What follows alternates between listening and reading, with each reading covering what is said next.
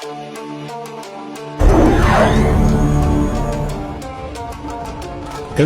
benarkah uang kripto itu akan terus ada mengalahkan uang konvensional? Untuk jangka panjang, jelas sekali rencana IMF, World Bank, BIS, Bank Sentral Eropa, dan lain-lain adalah untuk melemahkan kripto dan mengadopsi sistem blockchain untuk uang digital bank sentral yang sudah kita bahas di episode lalu.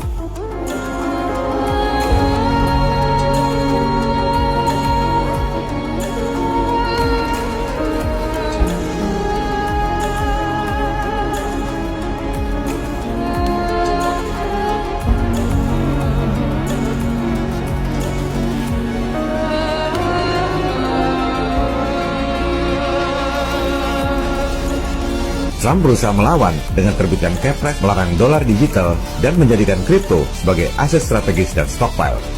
Langsung disikat bandar, harga Bitcoin malah turun. Total nilai uang kripto itu cuma 0,56% dari seluruh uang di dunia. Itu pun baru M2, belum termasuk M3. Kecil sekali. Kalau pada saatnya nanti elit global memutuskan untuk menerapkan uang digital, kripto akan dimatikan. Caranya gampang, OJK seluruh dunia bikin peraturan agar kripto nggak bisa diuangkan dan nggak bisa diperdagangkan. Bursa-bursa dicabut izinnya. Selesai itu kripto. Saya sendiri, kalau disuruh milih kripto atau rupiah digital, jelas saya pilih kripto. Karena kripto tidak membunuh kebebasan dan privasi kita.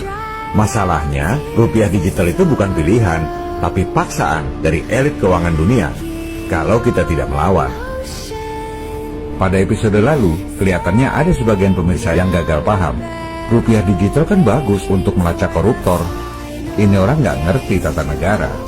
BI itu tidak di bawah pemerintah, independen dari pemerintah dan rakyat, tapi dependen pada elit keuangan global.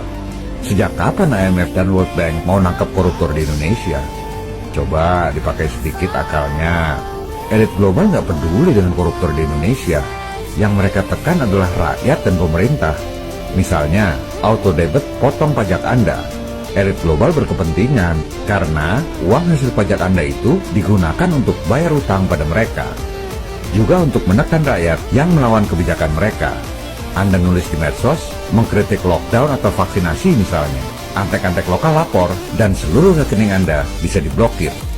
Ada juga yang nanya, kalau nggak ada internet gimana? Wah, mereka sudah pikirkan sejak lama.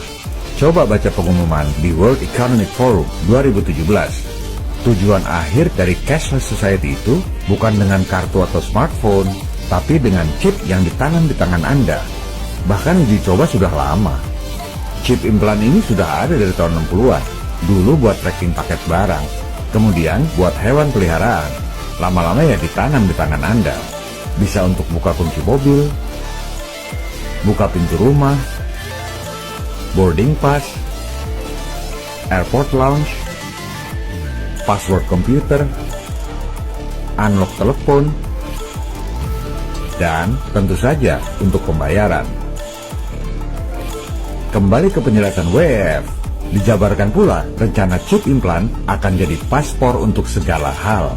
Dan ini bukan sekedar tulisan, Anda sudah lihat sendiri prakteknya di cuplikan video tadi. Jadi yang bilang chip implan itu hoax atau teori konspirasi adalah orang-orang yang buta huruf dan buta kecerdasan. Dikasih data di depan mata juga nggak ngerti-ngerti. Soal chip implan ini juga yang merupakan udang di balik pandemi. Di samping untuk pembayaran, identitas, juga masukkan data-data medis, vaksinasi, dan lain-lain. Dulu Gubernur Ahok promosikan cashless society. Sadar apa enggak ya, kalau tujuan akhirnya adalah chip implan yang dinubuatkan di agama yang dianut.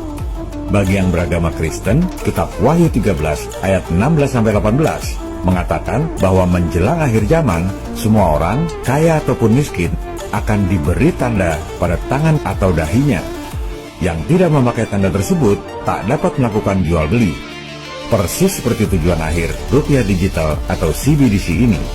Tanda tersebut dinamakan Mark of the Beast dan nomornya adalah 666. Bagi yang beragama Islam, akhir zaman itu ditandai dengan munculnya Al-Masih Ad-Dajjal.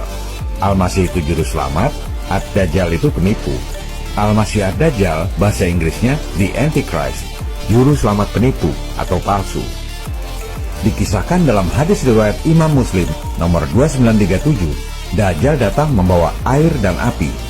Yang kelihatannya air padahal api, yang kelihatannya api padahal air. Dajjal akan mengatakan bahwa rupiah digital adalah air, memudahkan pembayaran, modern, penting untuk ekonomi yang super stabil. Padahal rupiah digital adalah api, perbudakan global yang jauh lebih kejam dari komunis, yaitu di bawah kontrol sang Dajjal. Uang kripto bukan ancaman bagi kita.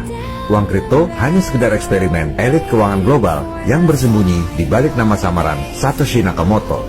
Faktanya, blockchain Bitcoin yang katanya tak bisa ditembus itu dibuat berdasarkan platform bikinan NSA. Kalau di Indonesia, NSA ini BSSN, Badan Cyber dan Sandi Negara. Nama platformnya SHA-256, Satoshi. Nakamoto sendiri, kalau diterjemahkan dalam bahasa Inggris, artinya Central. Satoshi artinya Intelligence, Central Intelligence Agency, CIA. Tujuan utama pembuatan Bitcoin adalah lead bank untuk blockchain yang akan digunakan untuk uang digital bank sentral. Itu semua sudah direncanakan matang.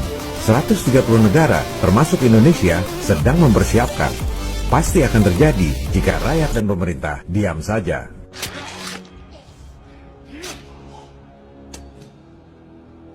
Viva Republik Indonesia, salam people power.